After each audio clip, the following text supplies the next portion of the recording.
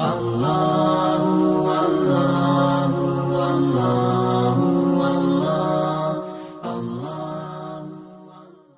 seorang hamba meninggalkan satu salat wajib, Allah catat namanya di atas pintu api neraka.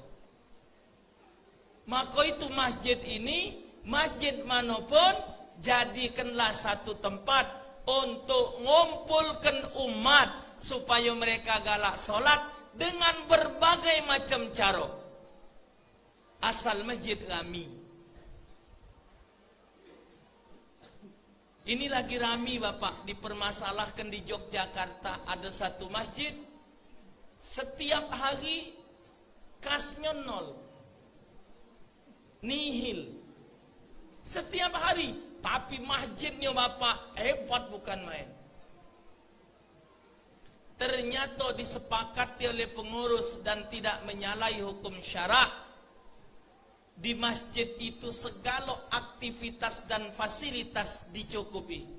Ada dapur umum, segala wong solat dinjuk makan tiap waktu. Disiap ke kopi, disiap ke teh, disiapkan Milo. Di pagi hari habis solat subuh ada minuman, disiapkan internet, singgonya budak kami. Tapi waktu solat mereka solat galau. Selesai solat mereka menikmati fasilitas yang ada. Makan minum nih ya. Dan tidak menurut hukum syarak itu tidak ada larangan. Selagi dana masjid dikeluarkan untuk memakmurkan masjid, halal digunakan. Ini nak kami ini siapa tak senang? Pakai duit masjid. Tidak apa-apa. Masjid itu yang bagusnya dananya tu, kasnya tu nol. Itu baru masjid makmur. Kalau masjid duitnya ratusan juta, tidak makmur. Jangan bertepuk, jangan bertepuk. Katik guna bertepuk, tangan sakit. Ngapa macam itu? Berarti duit wong tidak jalan. Jalan tak dia dong? Oh, tapi Ustaz, kalau digunakan itu, kayak poya-poya, ya poya-poya biar wong kumpul semayang. Daya tarik. Giliran zohor, giliran asar.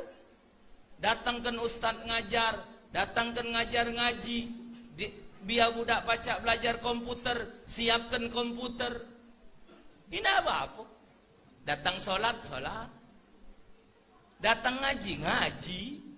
Yang penting majinya kami. Di Jogja sekarang.